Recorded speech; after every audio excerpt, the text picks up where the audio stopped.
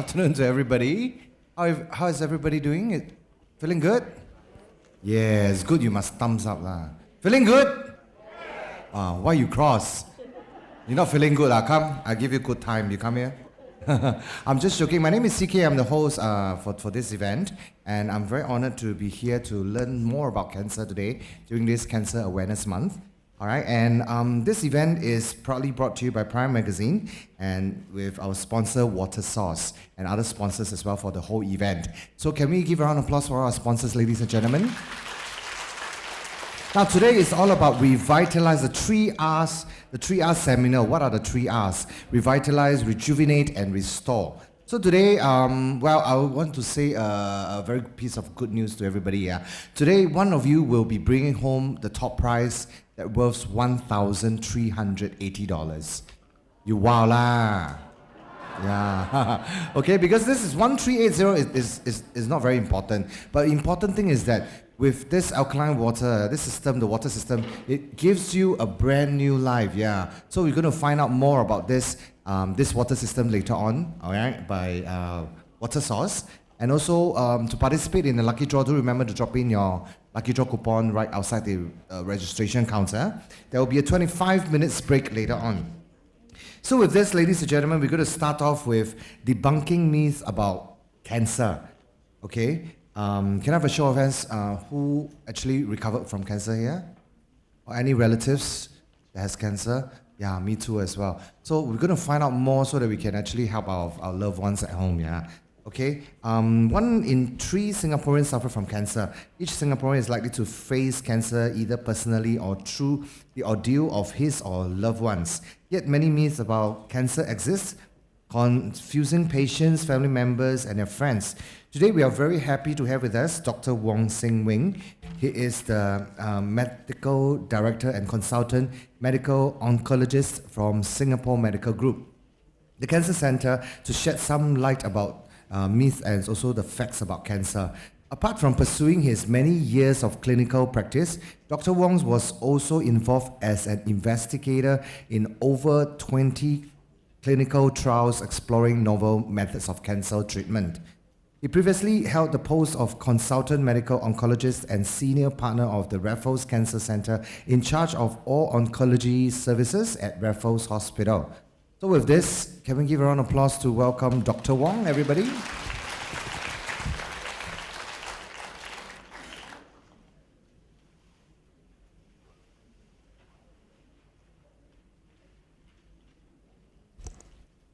Thank you, CK, for the kind introduction. And I'd like to start by thanking the organizer, Prime Magazine, for the opportunity to speak here this afternoon.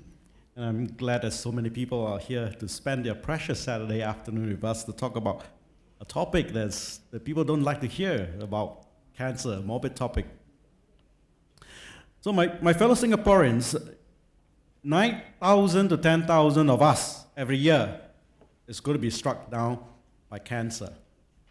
So what does that mean? Is that a very high number? Is it okay? Is it a moderate number? Let me give you a different perspective. What that means is that 1 out of every 3 Singaporeans, some point in their life, is going to be struck down with cancer. So in the auditorium today, you look to your left, you look to your right, you look at yourself, well, it's going to be 1. So it's a big problem. In other words, if we are not struck down by it, someone around us, a loved one, a close acquaintance, will have to face the problem. And it's a growing problem. Cancer is the #1 killer in Singapore. About 30% of Singaporeans are destined to die from cancer. That's way ahead of the other prominent causes of death, like heart attack. It beats even heart attack. And the problem is just growing and growing. It's getting bigger and bigger. It's SG50. Now, time and again, we are reminded how well Singapore has done economically from the time of independence to now. The economy has grown, the population has grown, but very few people highlight the fact that cancer has grown. So if we throw our minds back to the time when the country was just independent, the chances of Singaporeans dying from cancer is about 15%, 1.5. So we fast forward to, into the 2000s, that has doubled to 30%, as you can see from the figures here, but how the numbers increase, parallel to economic growth. The only difference is that you look at how the numbers increase, there are no recessions, there are no financial crises, it only moves in one direction.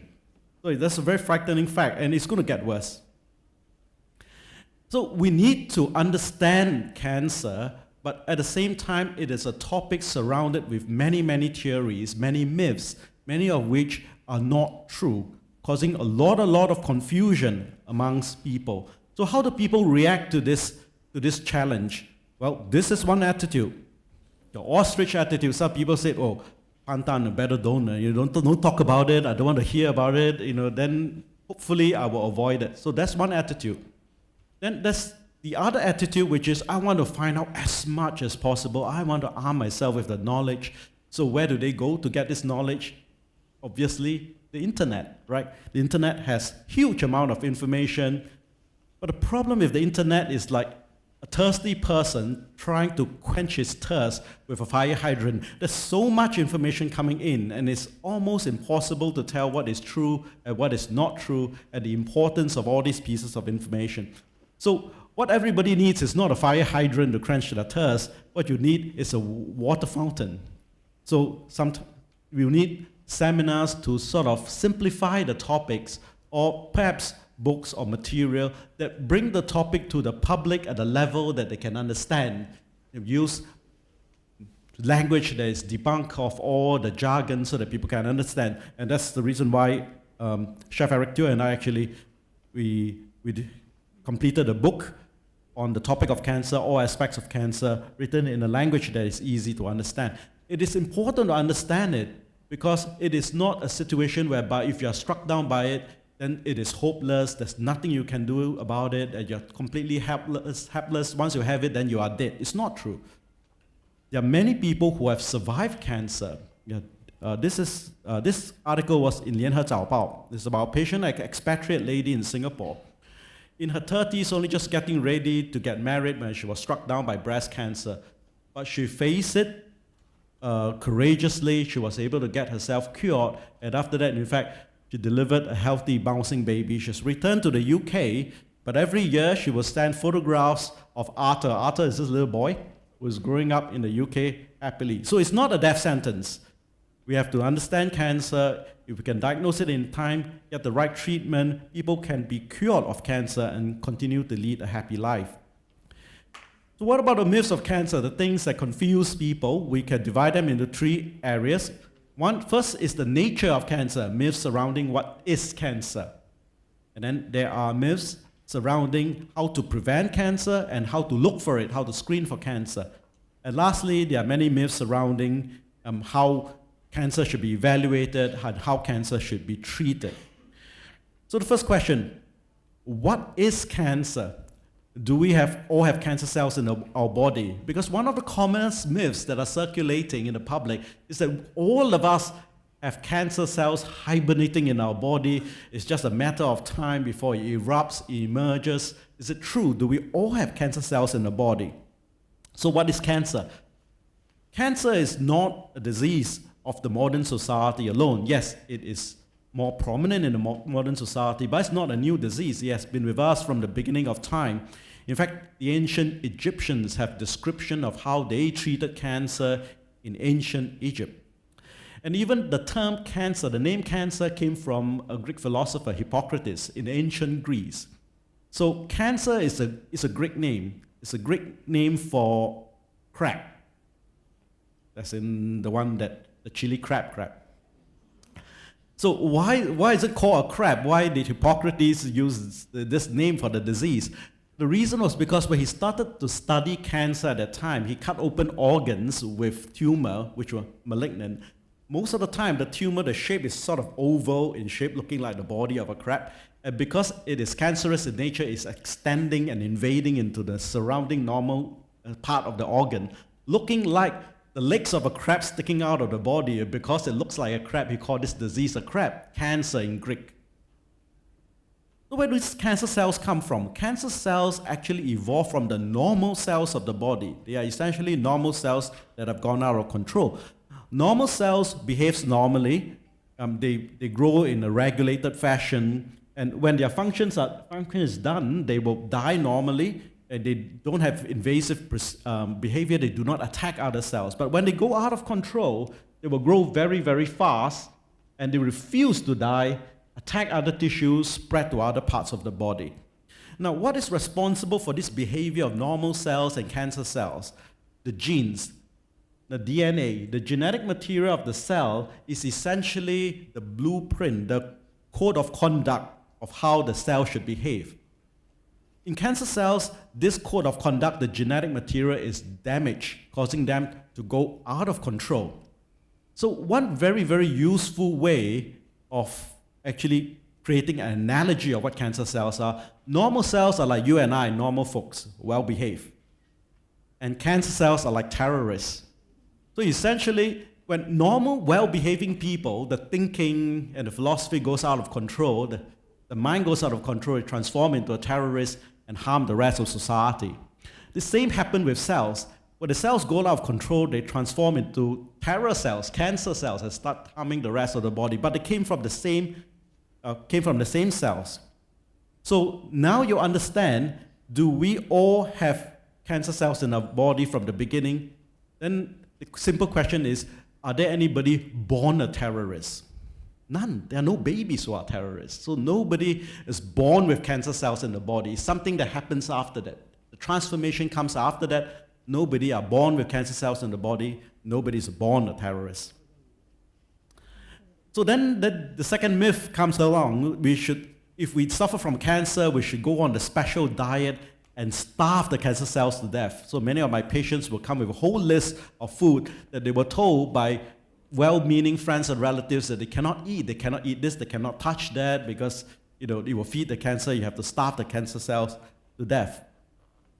The problem is that terrorists and normal folks like us eat the same food. And the normal cells and the cancer cells essentially absorb the same nutrition because they all came from the same mother cell. So it's impossible to selectively starve cancer cells to death without starving ourselves to death. And in fact, it is very important to maintain adequate nutrition when fighting cancer. Because if we starve ourselves, cause the whole body to collapse, then we will not be able to defeat the cancer, and which is why in my cancer book I actually roped in Chef Eric Teo to design certain recipes that allow patients with affected taste during chemotherapy and affected appetite during chemotherapy how to prepare the food such that it is appealing to them, that it's healthy, it maintains adequate nutrition. Then now it's about how we should investigate, how we should diagnose cancer. This is one of the commonest myths. Whenever I tell patients, I say, well, I look at an image, I say that, oh, it looks like it may be cancer. We have to biopsy, we have to take a sample from the tumor, maybe put in a needle, take a sample, or put in a scope, take a sample. The patient will say, doctor, you know what? I was told if you touch it, if you poke it, it's going to spread. We should not provoke it. We should go for peaceful coexistence. Peaceful coexistence with terrorists is impossible because the terrorists will one day destroy us if we don't destroy them first.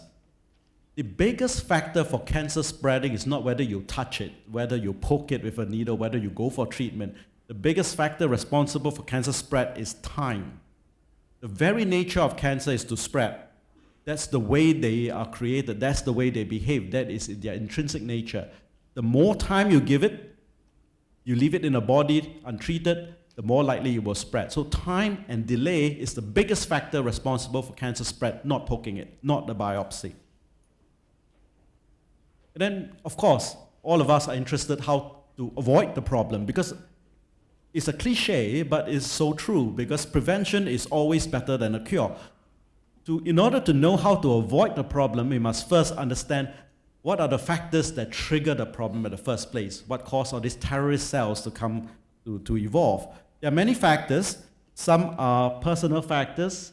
For instance, in women, giving birth to a child early, before the age of 30, breastfeeding will reduce the chance of breast cancer. Certain other personal factors. Many Singaporeans are carrier of hepatitis B, and these people are at high risk of liver cancer. So these are personal factors. Then there are environmental factors, pollution, etc., what radiation that we're exposed to, and there are lifestyle factors, for example, smoking, the use of alcohol, and then genetic factors. There are families where many members are struck down by similar cancers because there's a cancer-causing gene that's passed down from generation, made famous recently by Angelina Jolie. So now that we understand the factors, we can look at how to prevent them. But after listening to the categories of the causative factors, you'll find that it's quite depressing because not many of these factors can be easily changed. Personal factors. You look at the audience, you ask the young ladies here who is willing to give birth early in order to reduce the risk of breast cancer. I don't think anybody will be willing to do that. So personal factors not easy to change. Environmental factors are not within individuals' control. So every year, the haze blowover from Indonesia is going to happen soon, probably sometime in May when the weather dries up. That's nothing we can do. So environmental factors are very difficult to control. So what about genetic factors, inheritance? Well, I suppose we have to be very, very careful when we choose our parents. In order to avoid the genetic problem, there's nothing we can do. So probably the only factor that we can tackle is the lifestyle factors. That is probably still within our control to some extent. And this advertisement I borrowed from Hong Kong, and indeed, the world's most dangerous killer is just 3-inch tall, cigarette smoking. Cigarette smoking causes 1 million cases of death worldwide from cancer. And that's just cancer alone. We are not even counting other diseases. So there are certain factors that we should avoid, like picking up. Of course, not all smokers will eventually develop cancer, but the risk is increased substantially. Lung cancer, for instance, is increased 10 to 20 times in a smoker versus a non-smoker. So there are really no reasons why we should take on additional risk factors unnecessary for ourselves.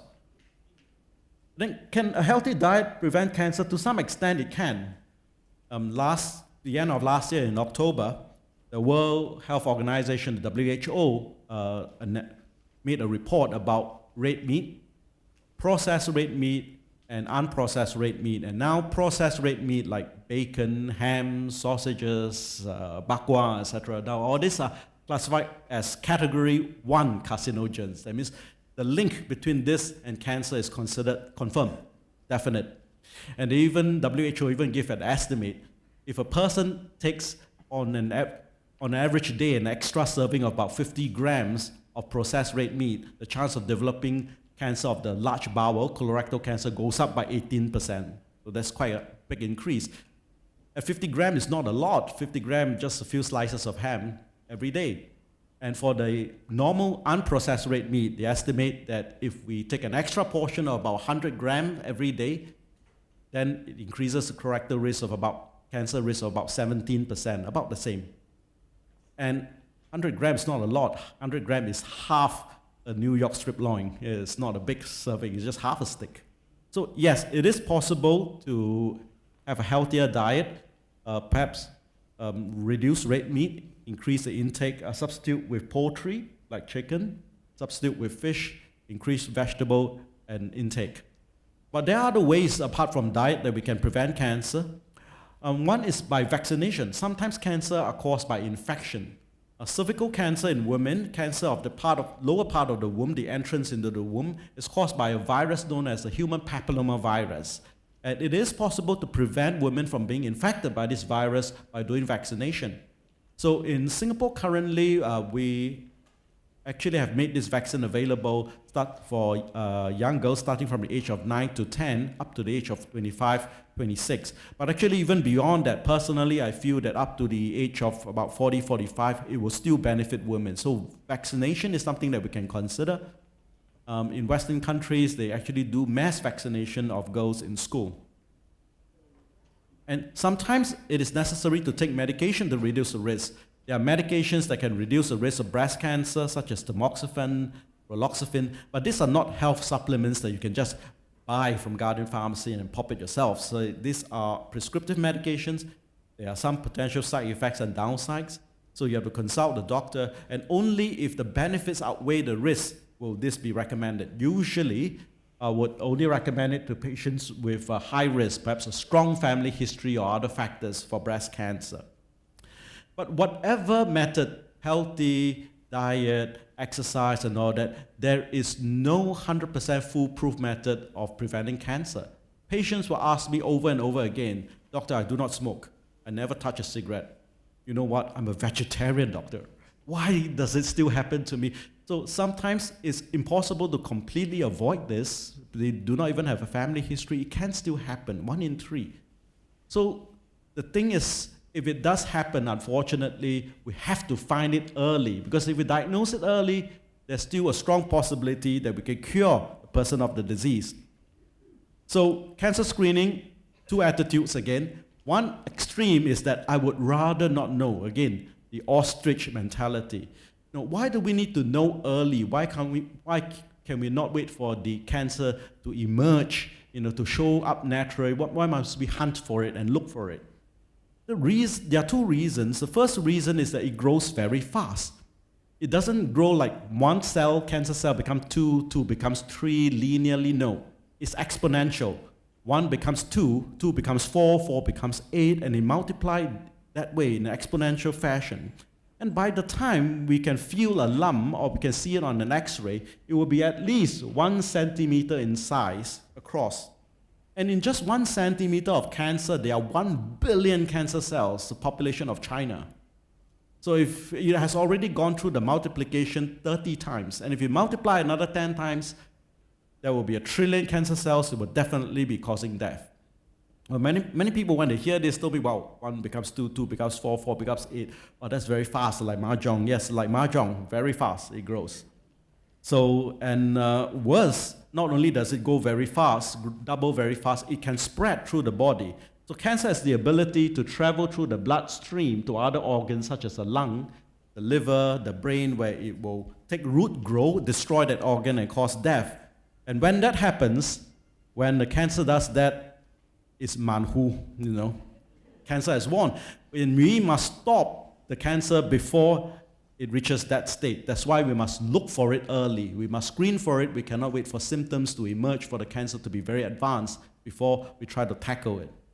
The other extreme, the other attitude that sometimes people have is that, "Doctor, I want to know early. I want comprehensive cancer screening, head to toe. Check everything, doctor."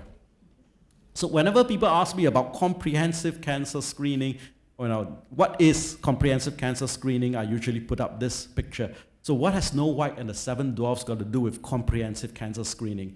Well, they are both fairy tales, you see, because they both do not exist. Snow White and the 7 Dwarfs do not exist, neither does comprehensive cancer screening. There's no way to check ourselves from head to toe and at the end issue a certificate cancer-free. It's impossible, because it's impossible to check every hole, every crevice. So we can't hope to cast a wide net and catch everything. We must be targeted. We can only find it if we know what we are looking for. So we usually target the common cancers. You cannot target those very, very rare cancers. So one of which is breast cancer. We have been nagging women, Asian women should start from the age of 40, mammogram every 1 to 2 years. It is a useful and important investigation. In many Western countries, you'll notice the recommendation is to start screening for breast cancer starting from the age 50. In Asian women, we should consider starting at age 40 because the increase in risk of breast cancer with age occurs a decade earlier in Asians compared with the Caucasian population. So we should start at about age 40. That's my recommendation. And a pap smear is to check for one of the commonest cancer of the lower end of the womb. Can be prevented with the vaccination that I just described to you, and it can also be spotted early with a pap smear. Then the commonest cancer is actually cancer of the large bowel, the colon cancer. And this, I will not spend much time on it because we have an expert, Dr. Fong, who is going to speak to all of us about colon cancer and how to look for it. You can put in a camera, you can see it. You can do what we call virtual colonoscopy using 3D imaging, using scanners, or you can check the stool for blood. In fact, the Singapore Cancer Society today, I understand, is offering free testing kit for people who are keen to check for colon cancer. And there are certain recommendations of age group of how often it should be done. Again, I'll leave it to Dr. Lim to describe all this.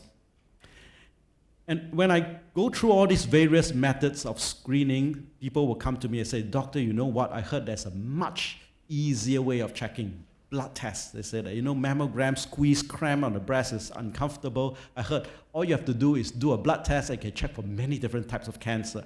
Cancer markers. They say there are markers that can check for colon cancer, ovary cancer, pancreas cancer, breast cancer, liver cancer, prostate cancer. Is very easy. Have you ever noticed that the Ministry of Health have never encouraged Singaporeans to have cancer marker blood tests? They've been nagging people to go for scope, nagging people to go for pap smear and mammogram. The reason is because it's not very accurate. So I have got patients who come to me feeling really angry with their recent diagnosis of cancer, and they flash out their health check the year before with the blood test and show me that they say, "Doctor, I have proof, my cancer markers were all normal last year. How could I have an advanced cancer now?" That's because the cancer does not produce or do not always produce all these markers. So it's possible for cancer to grow in the body with all these markers being normal. And in fact, these markers have sometimes given people false reassurance. I have patients coming to me with a big breast lump, and the cancer is fairly advanced. I said, have you not gone for a mammogram? I said, "But doctor, because it was uncomfortable, so I went for a blood test for breast cancer, and you know what? It was normal. So I skipped the mammogram. I thought I don't have to go for it." And that false reassurance has caused a person to miss a chance of an early diagnosis, which is a tragedy. And the opposite occurs. Every now and then I will have patients coming to me in a panic, showing me the blood test result. "Doctor, health screening blood test, cancer marker abnormal. I'm dead. So we end up doing many checks, scans, scope, biopsies, nothing. It was a red herring. So it can be raised when there is no cancer at all, causing false alarm, a lot of unnecessary investigation, sleepless nights, and eventually only to discover that there's no cancer. So you have to be aware of why these are not the standard screening methods because of the lack of accuracy. So how do we diagnose and investigate cancer? Well, we use breast cancer as an example. It's one of the commonest cancers. This is an X-ray, and you see a shadow here. So sometimes I'll tell the patient, we see something that's very suspicious. We need to do a biopsy. We need to take a sample out. So the patient don't understand, "But doctor, you already see on an X-ray. Why do you have to put in a needle?" You see, whatever X-rays we do, whatever scans we do, what we are seeing is a shadow. Well, it can be a very sophisticated shadow, but it's still a shadow. So it's like me trying to guess the identity of a person looking at a shadow. Sometimes I can guess correctly, sometimes I guess wrongly. So the best way is to turn on the lights, have a look at the guy's face, and then you know for sure who the person is. And for cancer, to turn on the lights and look at the face is to do a biopsy. Take a sample of the cells and put it under a microscope, then you know for sure whether this is cancer or this is not cancer. And once the cancer diagnosis is confirmed, it is necessary to scan the rest of the body because cancer can spread. The common areas that we have to scan are the brains, the lung, liver, and the bones, and these are the common areas where cancer goes to. And this picture here, this triangular organ is the liver, and the dark shadows are evidence of cancer spread to the liver. The latest scan to look for cancer spread is a scan called a PET scan, positron emission tomography. How it's different from normal scan is that the dye that is injected into the body before the scan is a substance that the cancer cells will absorb. So they will light up on the scan because the substance is radioactive, making them very easy to spot where they have traveled to. And depending on whether the lighting up decreases with treatment, you can also tell whether the cancer is improving. So this is the PET scan. And as you know, cancer can be divided into many stages. Usually in the early stage, stage 1 is considered early. The cancer hasn't spread yet. Like in the breast cancer, the tumor is not very big. It has not spread to any part. Intermediate stage is sort of in between. Stage 2 and 3, it would have already started to spread usually to the lymph nodes under the arm or sometimes in the middle of the chest. And then stage 4 is when the cancer has spread to other parts of the body like lung, liver, bones, and that's considered advanced or sometimes described as terminal. Now once we have diagnosed the cancer, it's time to do the treatment. Treatment broadly can be classified into surgery to remove the cancer, chemotherapy using drugs, radiation therapy using X-ray beams, and hormonal treatment. And again, there are many myths surrounding all these different methods of treatment. For instance, for surgery, what are the common myths? One of the common myths is that when patients have breast cancer, they think that total removal of the breast is better than just removing the lump. I will tell them, it's okay, we can save the breast, we just remove the lump. And the patients will tell me, no, doctor, 斩草除根, better remove the whole breast. What if it relapse in future? So remove the whole breast versus just removing the lump. The problem is that removing the whole breast does not lead to eradication of the problem at the roots. Why? Why can it still relapse? Why does it not prevent a relapse? The reason is because when cancer relapses, for instance, breast cancer, it's usually never at the original spot.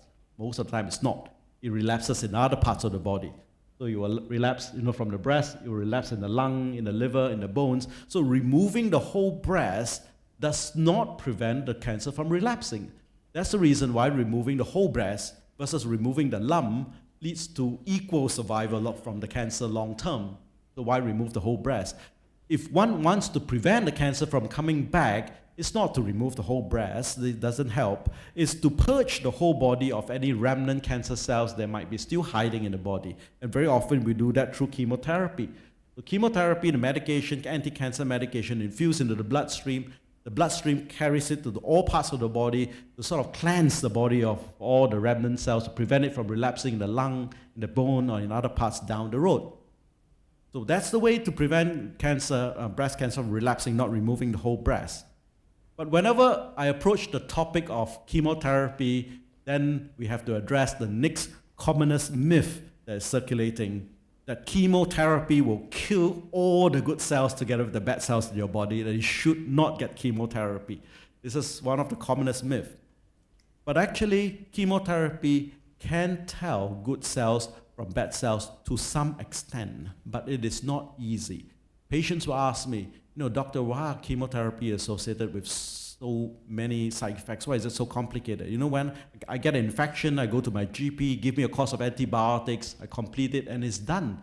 Why can't it be like that? The reason is differentiating good from bad, friends from foe. For infection is relatively easy. So the enemy are bacteria and viruses infecting our body.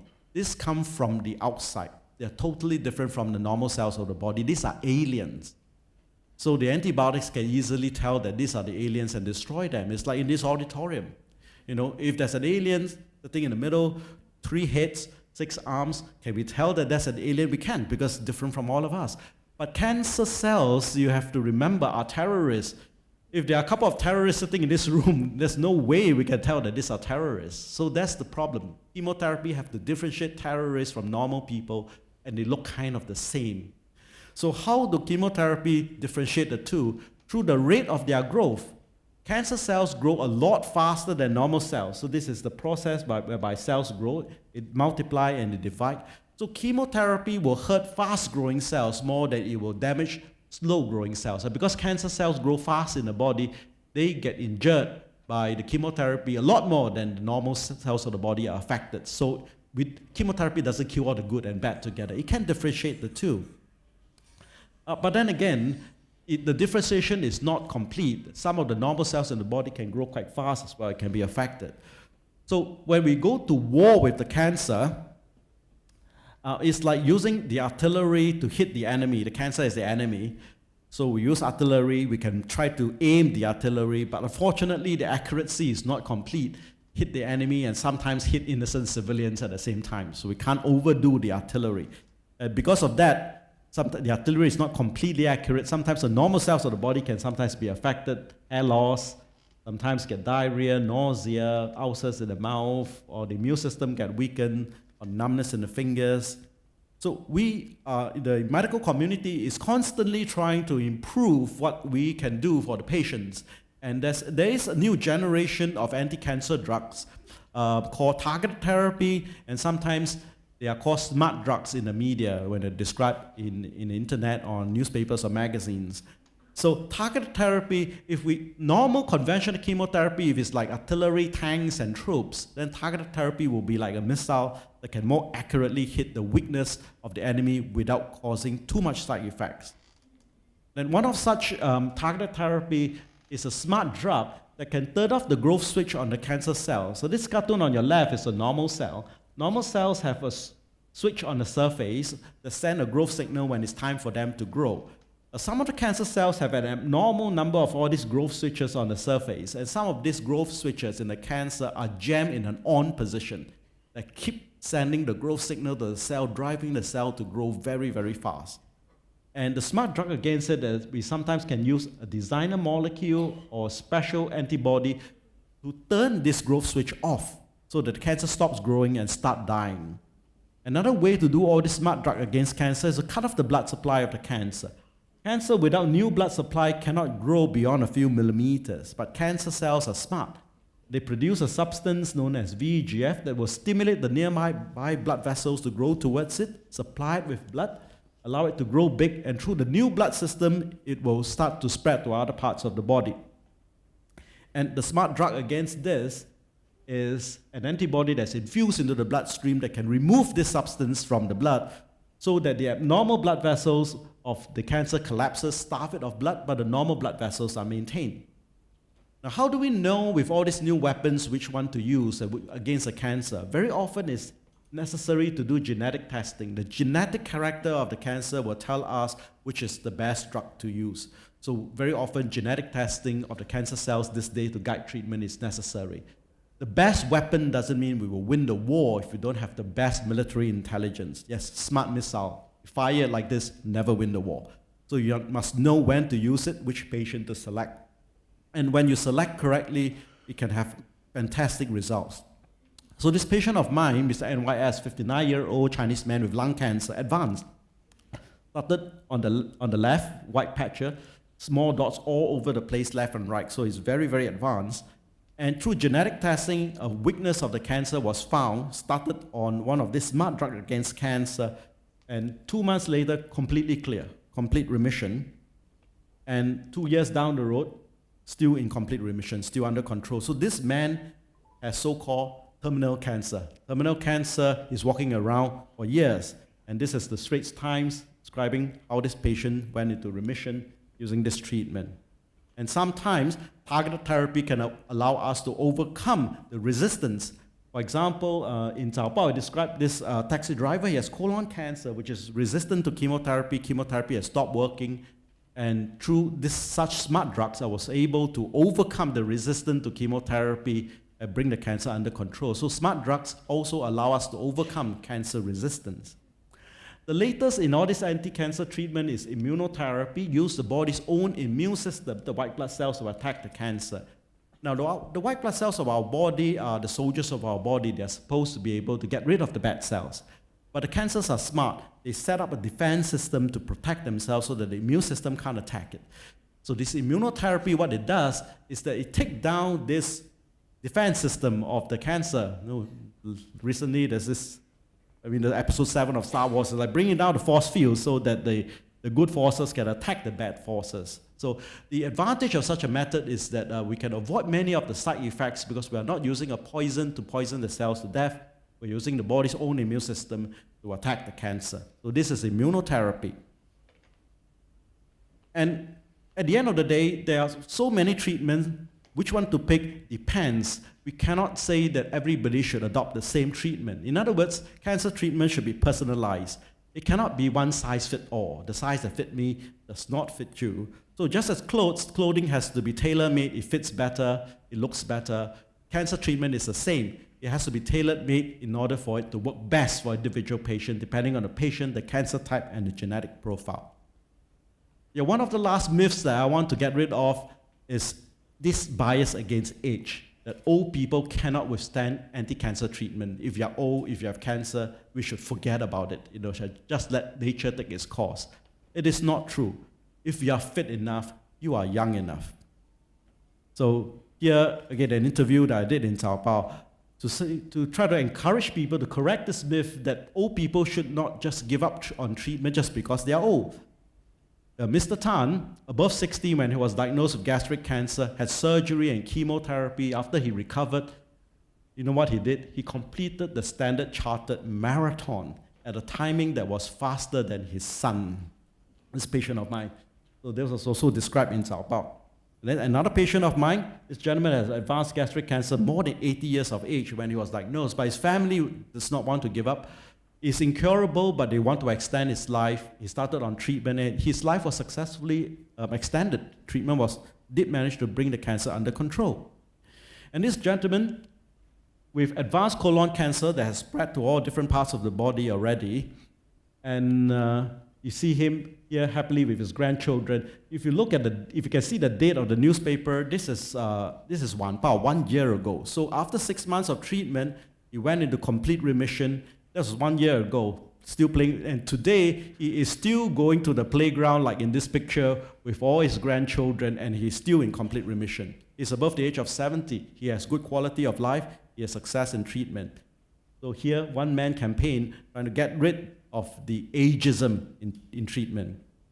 The other extreme is that young people think that they are invulnerable. It will not happen to me. I'm too young. It's not true. So this lady, again, another patient of mine described in Taobao, not even 40, and she had breast cancer. But her attitude was not avoidance. Her attitude was that I'm going to face it. Yes, unfortunate, I suffer from this at a young age.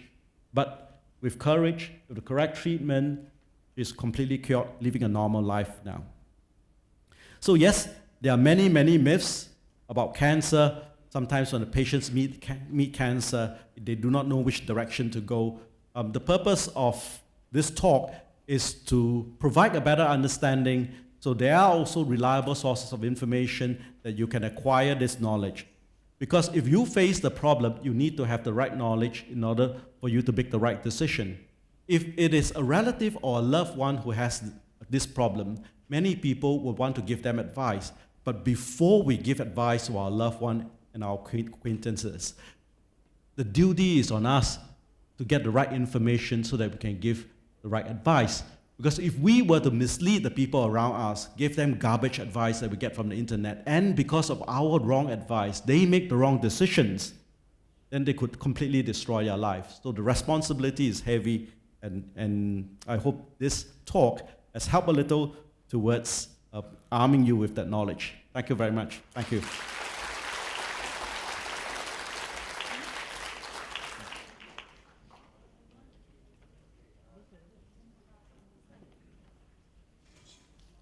Check. Okay, any questions for Dr. Wong? You can put up your hand.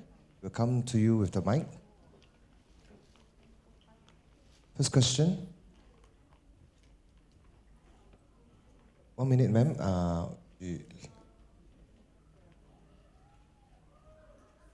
Yeah. Ask what kind of cancer that you can use immunotherapy. Currently, immunotherapy in Singapore is approved for a form of skin cancer called melanoma. In the US, it's approved for skin cancer and lung cancer, but this is only the beginning.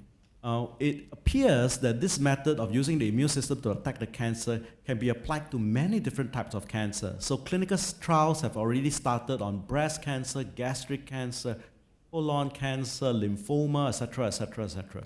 So conceivably, in time to come, when the trials are completed, the immunotherapy may play a role in many, many different types of cancer. But for the time being, because it's very new, studies are still being done, it's only approved for a few indications currently.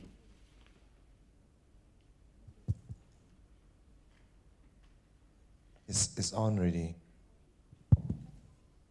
Doctor, I have two questions. One is, second-hand smokers as compared to first-hand smoker, which party is at a greater risk? And second question is, I have an acquaintance who just got diagnosed with stage 3 gastric cancer, got her whole stomach removed, gallbladder, spring also removed. May I know more how she can survive after this without a stomach, to start with? Thank you. All right. So the first question of secondhand smoking. Secondhand smoking, the risk is certainly not as high as direct contact. So of all the people suffering from cancer, about 20% are innocent people from secondhand smoke. So the majority still have themselves to blame. About 20% of these people suffering from cancer related to cigarette smoking are passive smokers. So not as high a risk, but it's still a substantial risk. So it's still a problem that we need to tackle. That's one. And the problem with gastric cancer, the good thing is that actually it is possible for people to live without the stomach. Because the stomach is not where the absorption of nutrition occurs. Yes, it helps with the digestion, but the absorption of nutrition occurs in the small intestines. So it's still possible to live normal because the small intestine also have digestive function and it has the absorption function. That's where absorption occurs. So without the stomach, the lifestyle has to be adjusted, but a person can still get enough nutrition in the body. You cannot eat 3 big meals a day. So because there's no space to contain a big meal, the stomach is not there anymore. It is necessary to break up the meals, small meals, but to eat frequently, so no more buffets. And it's also necessary to make some adjustment to the type of food the person takes. But what is also important is that the patient, if the health is strong enough, may have to consider chemotherapy after the surgery because stage 3 gastric cancer has a very, very high probability of relapse in future. Any questions from the back?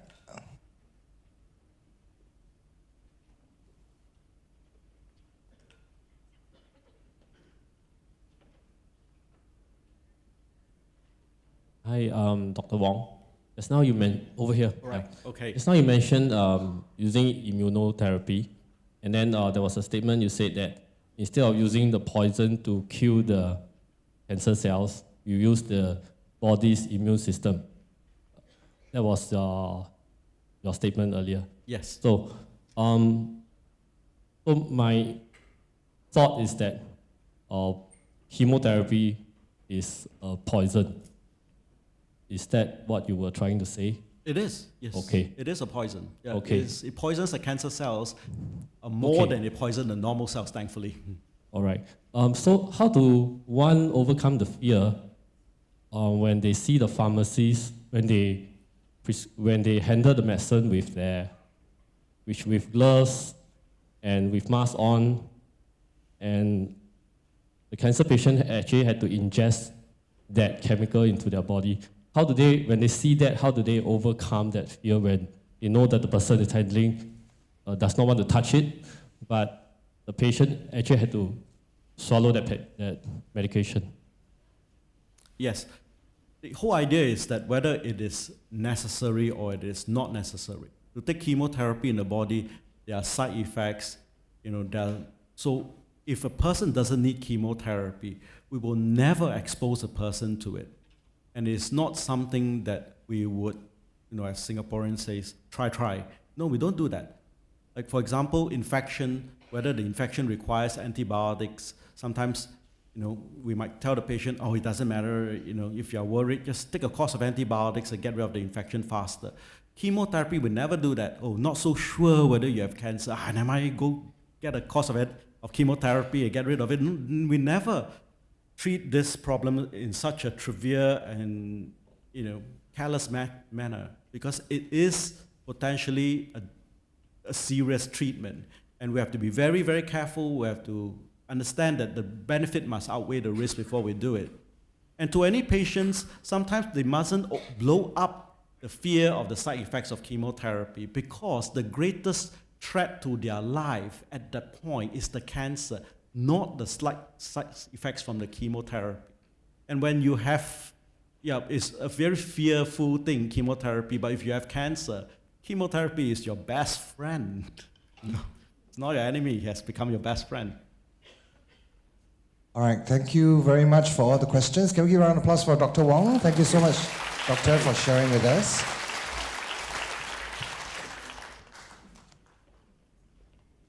All right, our next speaker will touch on colon cancer.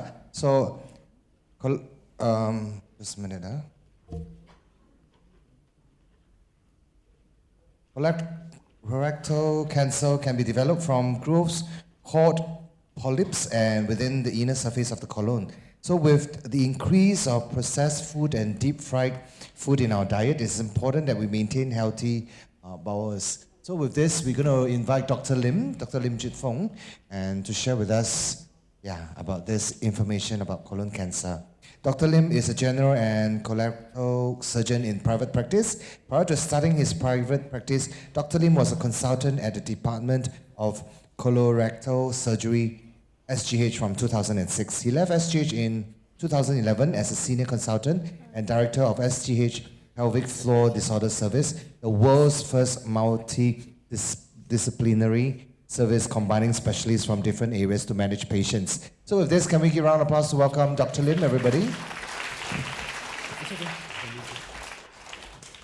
Thank you very much. Good afternoon to all of you. First of all, I'd like to thank Jenny and her team from Prime for inviting me here to share with you a little bit of information about how we can have a healthy bowel and why the healthy bowel is important for a healthier you.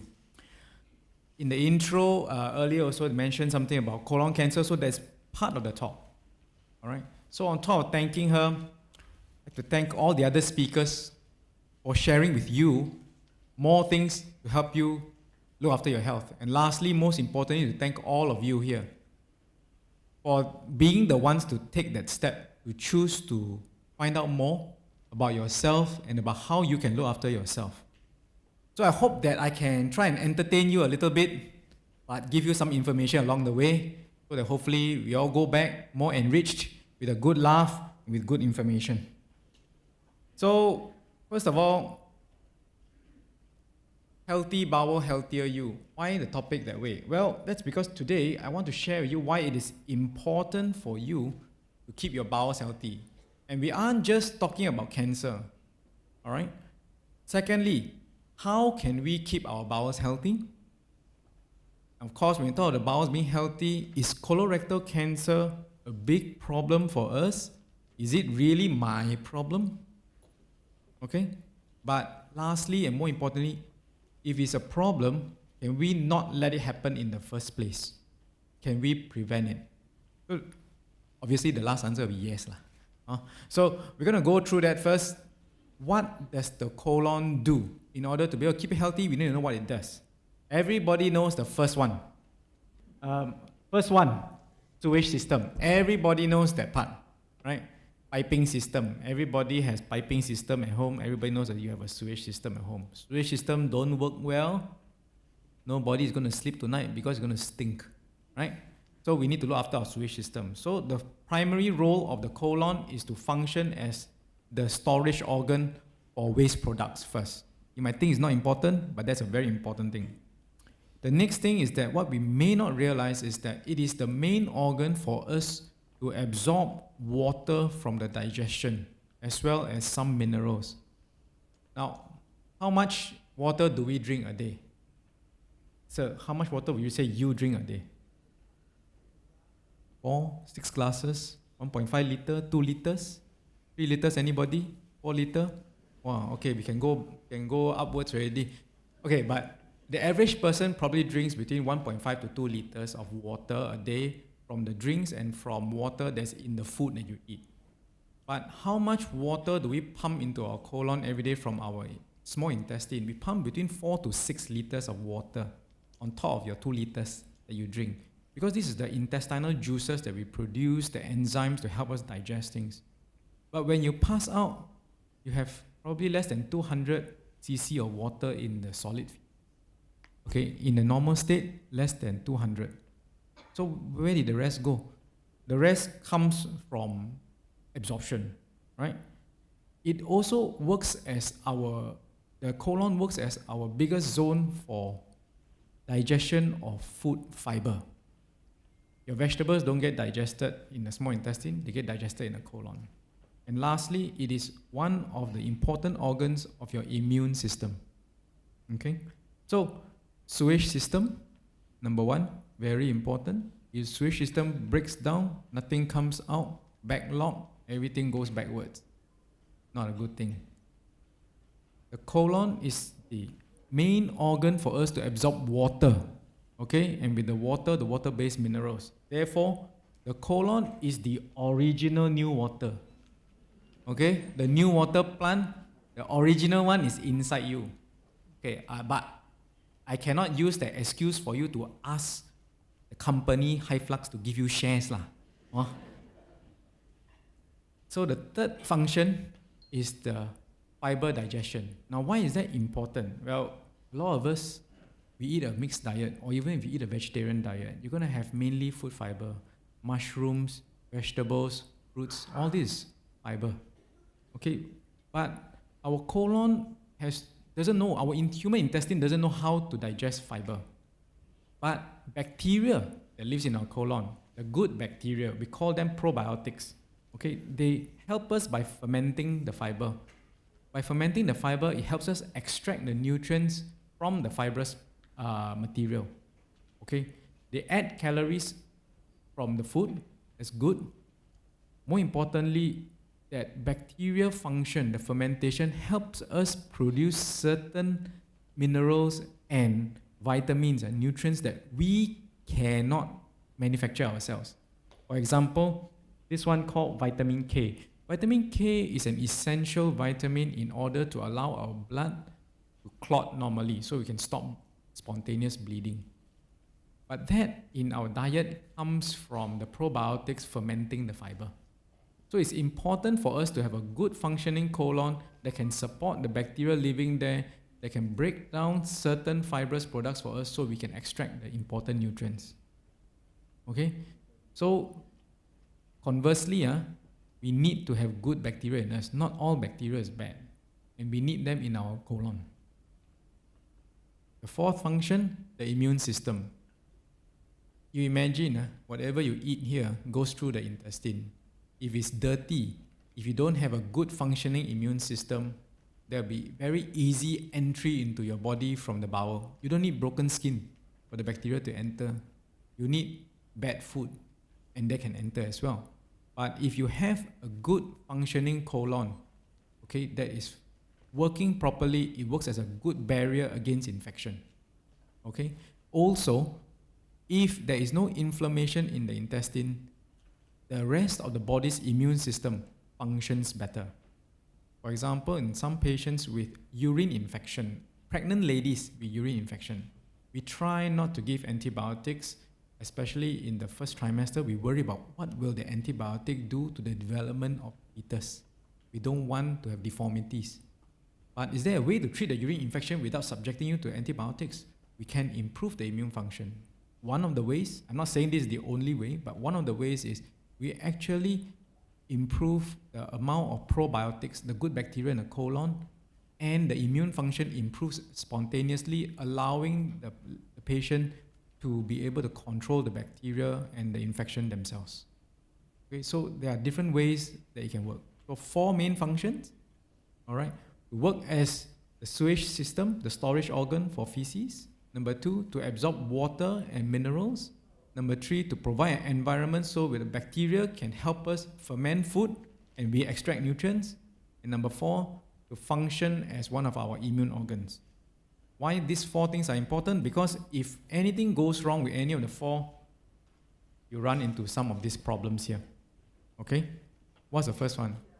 If you get an infection, if there's any inflammation, meaning swelling of the intestinal wall, you can get diarrhea. Why? You cannot absorb water. All right? If you're not absorbing the water, it's running through. What if you can eat well, but something doesn't work well about the colon? If there's a blockage, for example, from a tumor growing, or from bad diet, you get constipation, the other end, right?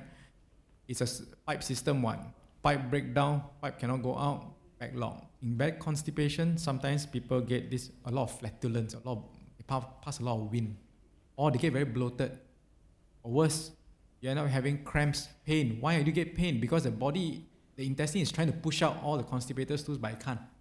All right. So some patients with bad constipation, they end up in hospital. Why? Because they're in severe pain, can't pass it out. But it's not cancer, not necessarily. And if you have all this constipation problem and diarrhea problem, you can get bleeding. Bleeding from what? From piles due to chronic straining. You can get tearing around the anus due to very hard stool, so you get fissures. Okay? Of course, lastly, if you can look after all the things, something can still change. Like what Dr. Wong said earlier, cancer cells are normal cells that somehow transformed. There can be many, many reasons for transformation. We don't understand all of them. But once they transform, they behave differently. So you can still get a cancer cell, even if you try to look after that. So what can we do, therefore, to maintain our bowel health? So this kind of advice is very similar across generally all systems. If you look at heart disease, it's probably about the same thing too. What do? You need a good diet. You need good lifestyle habits. Why? Because those things help you maintain the normal bowel function. You need to add on to that, you need to make sure you have a good probiotic load in the colon, so colon doesn't get easily inflamed, you digest food easily. The probiotics help us maintain the integrity of the intestine wall so it functions well as an immune system. But all these things don't help us pick up the transformed cells. We can still pick up the transformed cells, and there is a regular way to screen for colorectal cancer. So when we say good diet, what do you mean by good diet? I chose this picture because it shows the two key ingredients. A lot of fiber, a lot of color. People forget a lot of color part. All right? You might find some different opinions and people, how much fiber do you need to take? Is fiber good? Is fiber bad? Generally, if you look at what WHO has put up, also there were good studies that analyzed all of the data out there, meaning they take all the data from many, many different studies and collate them to look at risk factors for colorectal cancer. Two big ones happened in the last 10 years, but generally what they are saying is the same. Having a diet that's very high in fiber, okay, is helpful. But what is high in fiber? 3 servings of vegetable fiber a day. 1 serving is roughly 1 cupful or 1 handful. Okay? 3 servings of vegetable fiber a day. 2 servings of fruit fiber a day. How many people here eat 2 apples equivalent a day? How many? 1, 2. Aiyo. The rest? Okay. I don't know. Okay? I don't, because sometimes it's not easy. It's easy to say we should eat that much. It's not easy to really get that much. We all have busy lives, right? The fruit you don't just walk past the fruit tree and pluck off as we walk home. So it's not that easy, all right? And these recommendations, of course, are ideal settings, but we have to work around what we have. But if you can, try and reach the ideal. 2 servings of fruit a day, 3 servings of vegetable fiber a day. Why is color important? Color is important because the color comes from the minerals.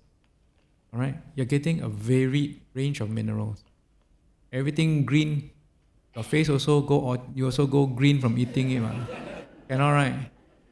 Fruit, eat the same fruit every day, it will no longer be your favorite fruit after 1 week. Same thing. Okay? So a high fiber diet is important. So the high fiber diet should be high in not just fiber but in color. Second thing is a diet that's rich in probiotics. Probiotics, remember, is a good bacteria. Are there any natural occurring probiotics? Sure, we have it everywhere. Okay, not the second line of the supplement, but just your food alone. Okay, it's food that's already fermenting. What do we have? We have yogurt. The Germans have what is called sauerkraut. The Koreans have their kimchi. The Japanese have miso. There's pickles. Right? So there are a lot of partially fermented food that already are rich in probiotics. Okay? But of course, you don't have to take too much of that. In fact, there are some studies that show that if you pop 1 probiotic capsule, that probiotic, if it detect in the feces, will last you for about 3 days. You'll still be there for 3 days.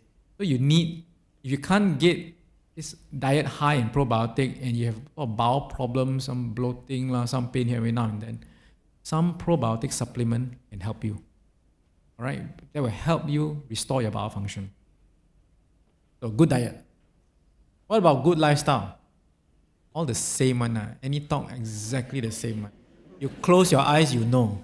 I need to exercise. I know you know. But we are all not doing it perfectly. It's okay. We try. All right?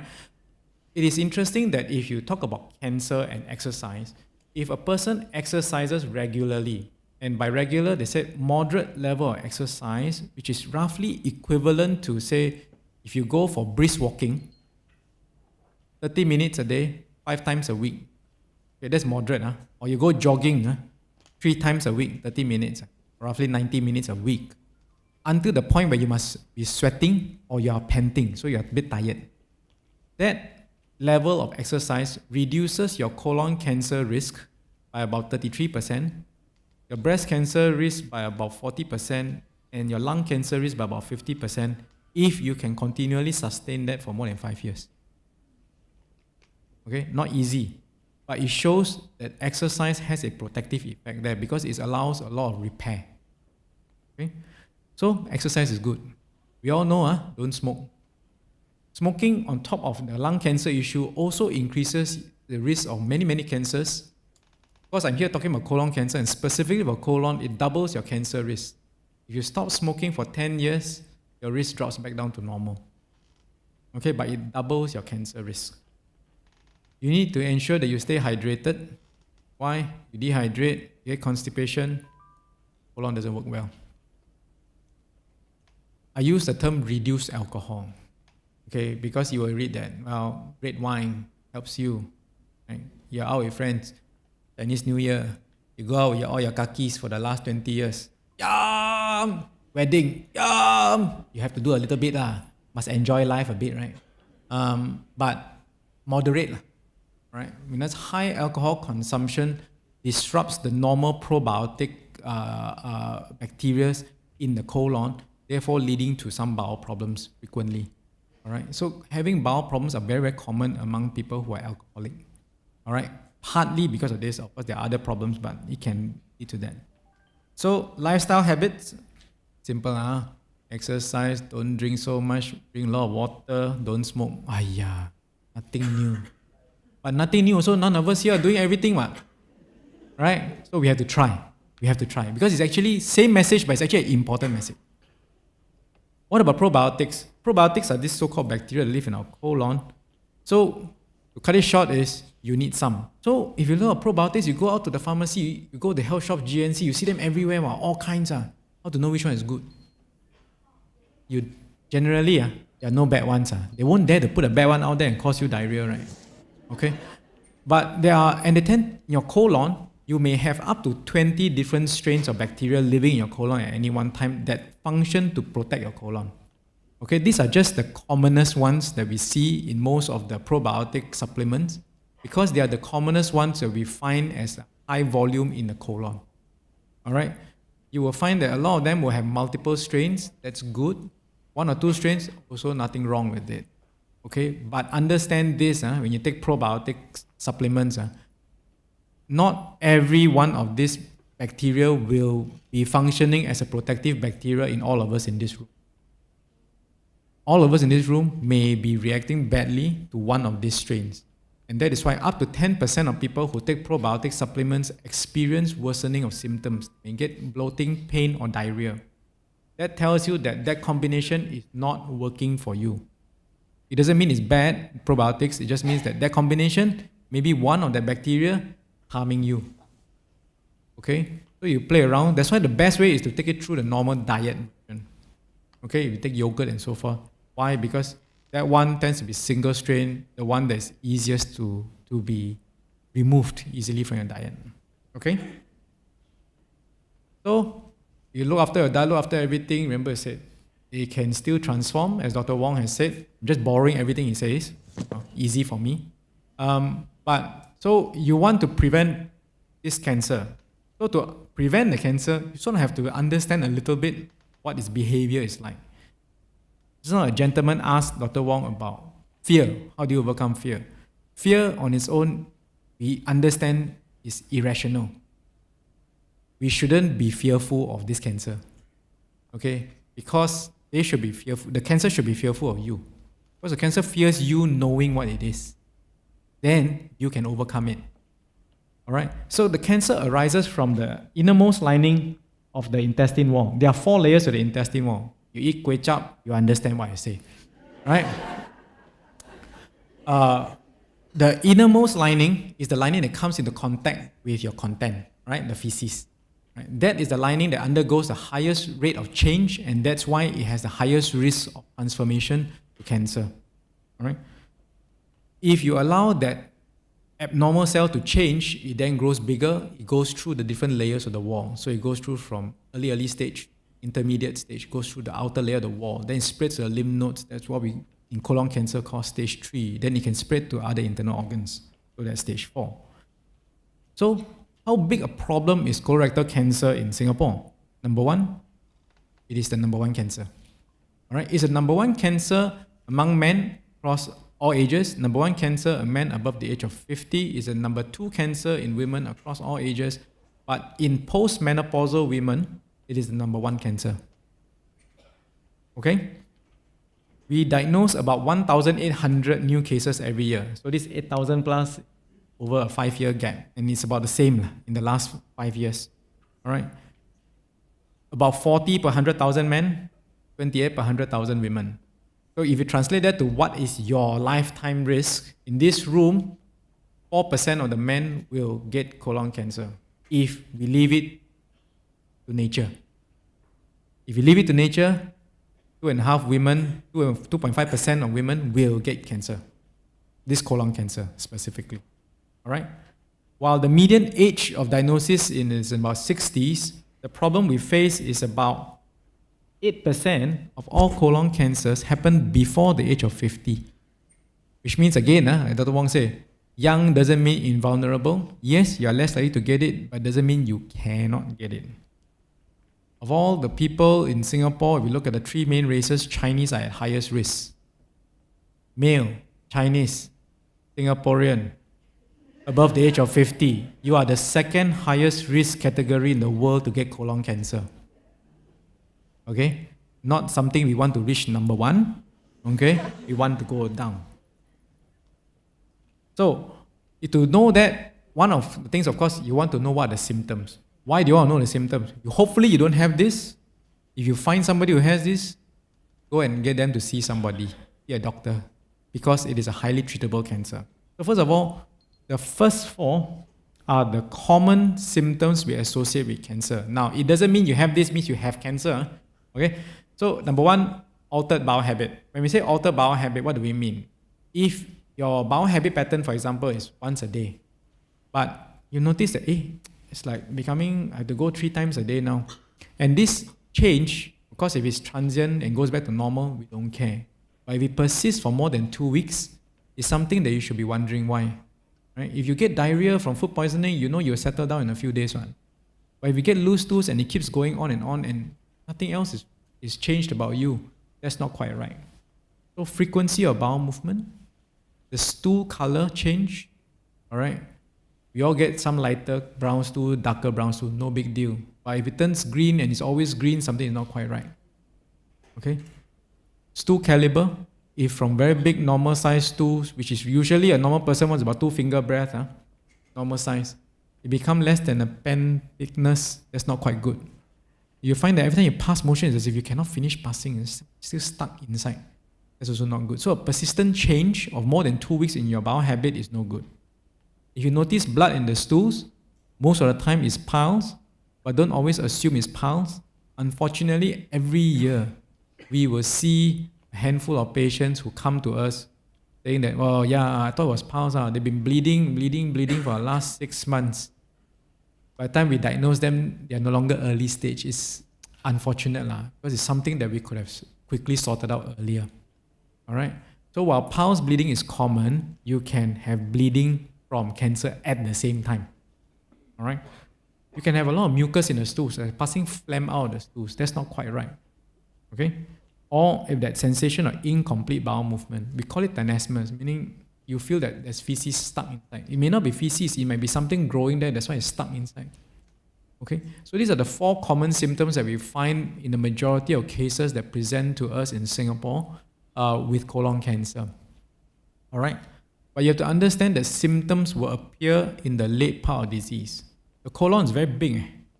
You think about it, your colon is somewhat about the size of your thumb and your index finger for each one of us. It can tolerate a lot, no? Before you get symptom. At least half of it needs to be blocked before you can develop symptoms. So therefore the cancer is quite big by then. So we usually say, don't wait till symptom. Then why did I tell you about symptom? Tell you symptoms so hopefully you don't have this. and that you understand that in order to avoid, we don't wait for symptom. We want to discover it before the symptoms, or better yet, discover it before it's even a cancer.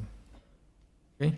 So I bypass all that because all that is actually summarizable in one line. Cancer can be treated. And it is curable. Okay?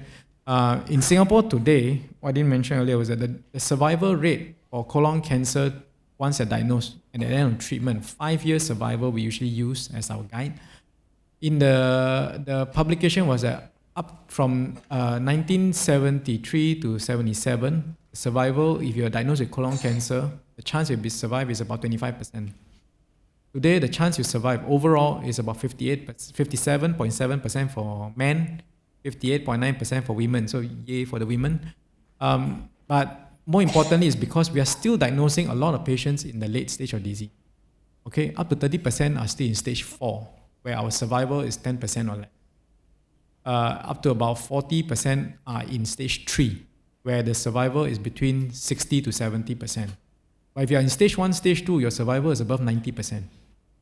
Okay, cure rate above 90%.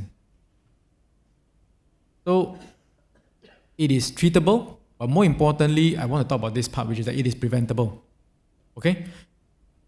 In what way is it preventable? Well, first, you understood a little bit about your risk. Okay, you need to understand a little bit about risk. We'll talk about that in a minute. And then we need to find the part that is before cancer because it can be found. So what is your risk? Earlier, Dr. Wong said the most important risk, we need to choose our parents. Okay, so we need to focus on that. We need to choose our parents. Go back, but sometimes cannot. Sometimes can or not, I don't know. Okay, so what I mean by that is genetics. We can't change genetics much, all right? So family history, very hard to change. Age, we can't change also. We all wish we are younger every year, all right? Unfortunately, we can't turn it back, all right? But there are modifiable risks about your diet, lifestyle, your environment, and discovering precancerous polyps, okay? So the age part, magic number 50. This graph, whichever country you throw it on, is exactly the same for colon cancer. At about the age of 50, the risk rises. Unfortunately, men have higher risk than women. Okay? So we don't understand the sexual the differences very well. But 50 seems to be the magic figure. And the magic figure with belief is because the colon cells only survive, each cell in a colon surface survives probably about 14 days only. Okay? Programmed cell death, it dies off after 14 days, new one comes up, functions well. So if you have so many cells, they are changing every 14 days. After 50 years, wow, then become cancer. Basically, if you buy Toto that many times, you will win. All right? So that's the beauty of that number. And that's what it's about. The age of 50 seems to be the time when most of us seem to run into that risk. Okay?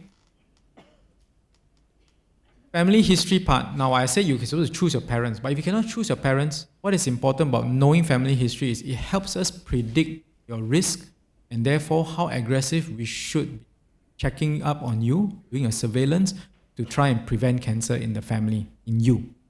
So the general population risk more or less is about 1 in 25 for the men, your 4% risk.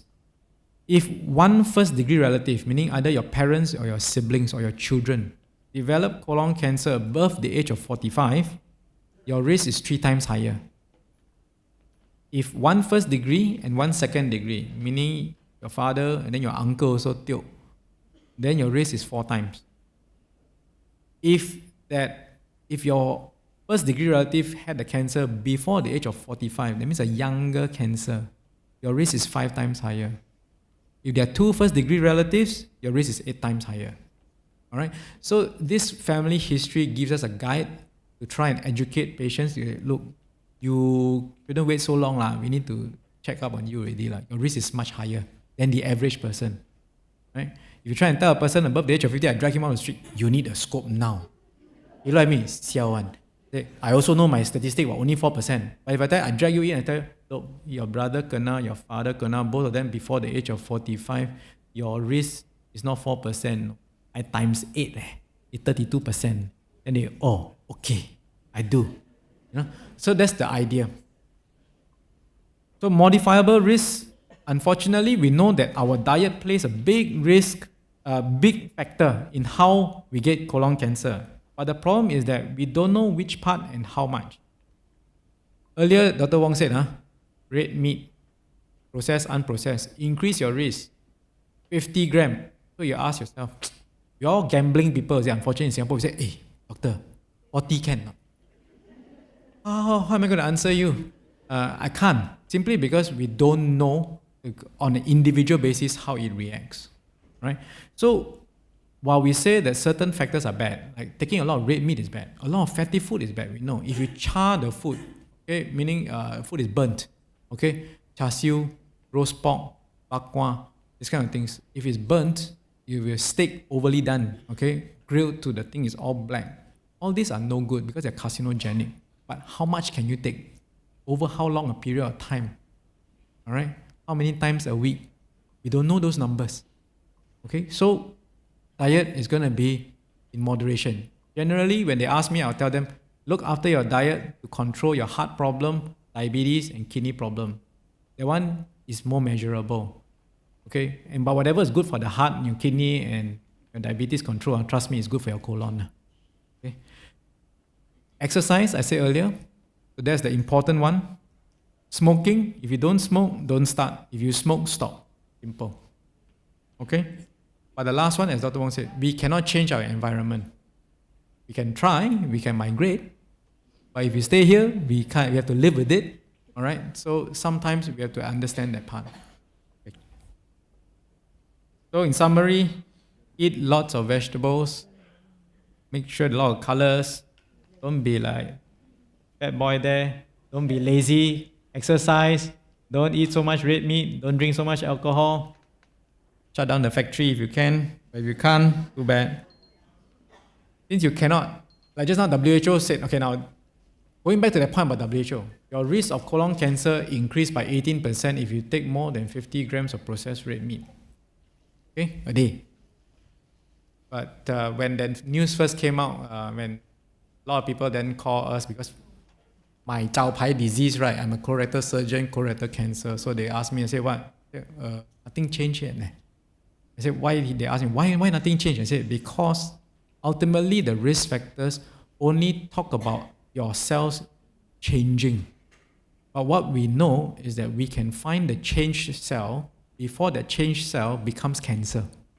Okay, the transformed cell. So the transformation process is multiple steps. It doesn't suddenly go from one day I'm normal, then I'm a cancer. Just like you don't go from being a normal, nice person and suddenly overnight you're a terrorist. There's a lot of things that have gone on, to prime the cell, to prime the person to change. All right? And what we are looking at is this thing called polyps. So what are polyps?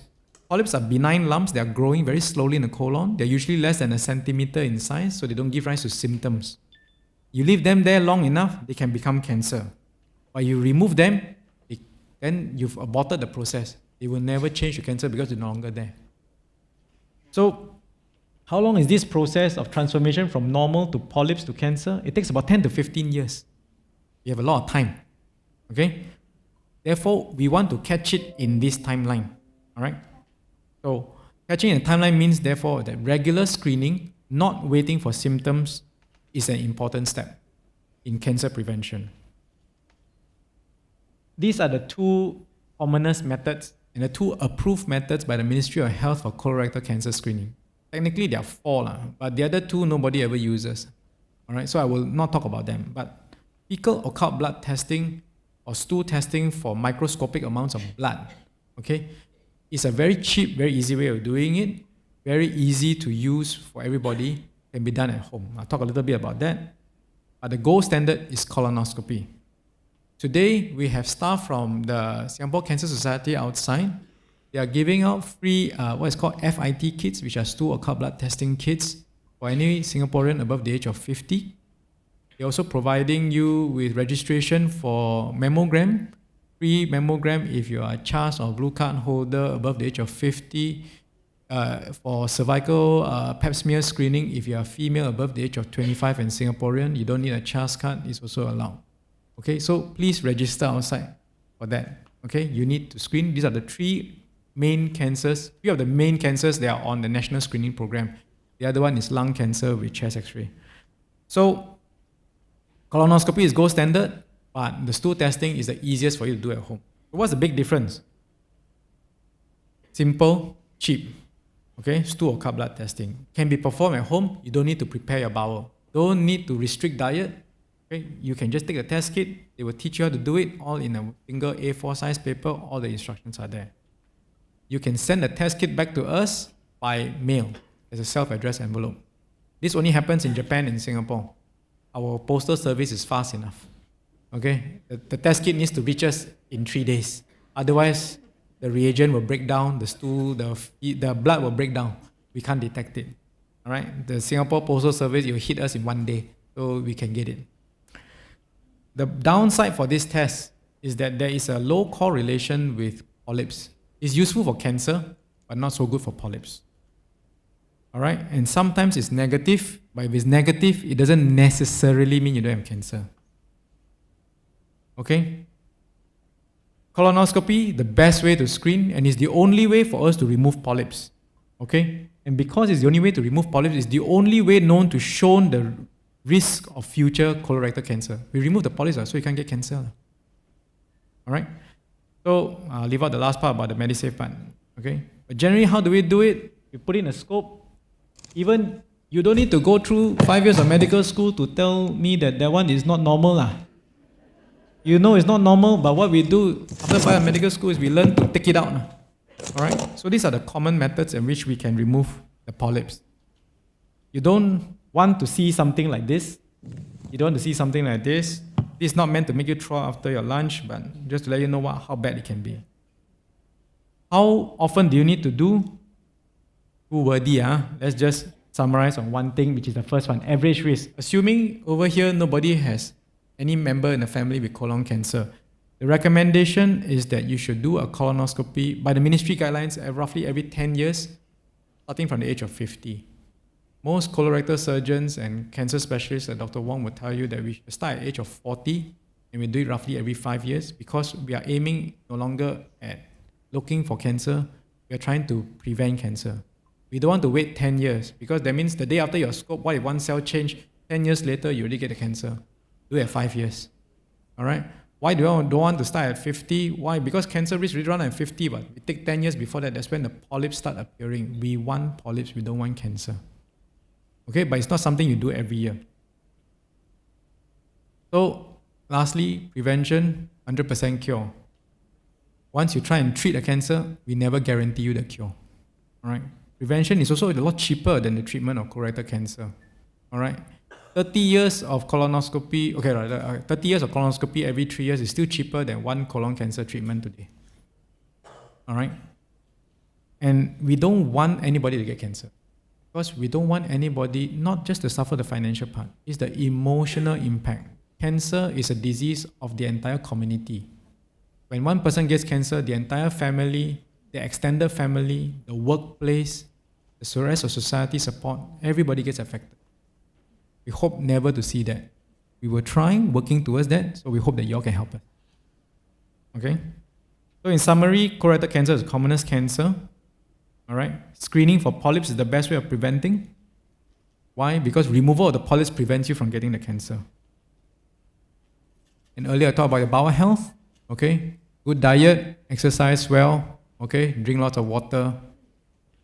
All right? And then this screening. So with that, I'd like to thank you all for your attention. Thank you, Doctor. Any question from the audience? Can you put up your hand so that we can pass you the mic?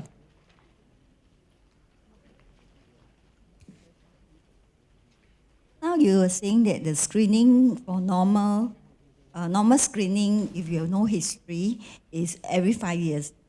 Yes. Okay. Oh, okay. For patients who have polyps and remove, so how often? Okay, so the aim was today was to get you to the first step.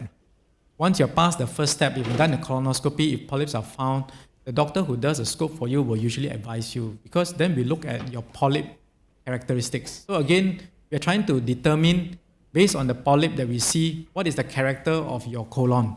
So there are certain things that we see: number of polyps, feature of polyp, size of polyp, type of polyp. All these things help us decide where your risks are, and the doctor will tell you based on those kind of factors when you should repeat. Now, it's not a magic number that you repeat for life.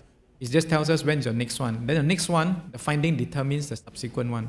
So let's just say we find one polyp less than 1 centimeter that's precancerous. They'll usually tell you, come back in 3 to 5 years' time. All right? But then the number changes, the magic figure changes depending on what we find. Okay, so can't go into too much detail there, I'm sorry.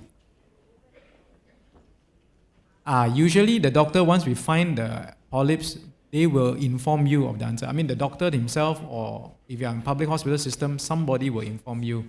Not usually the nurse. They bring you back for a follow-up visit. There'll be a doctor in the clinic, they'll explain this to you. Any other questions? Please remain if for those. We have an announcement to make before we go for break. Any questions from the other side? Just raise your hand, pass the mic to you. No? Okay, so don't have. So we thank Dr. Lim for sharing with us this information about cancer. Thank you. Thank you all for coming. Thank you. All right, ladies and gentlemen, we're going to have a 25 minutes break.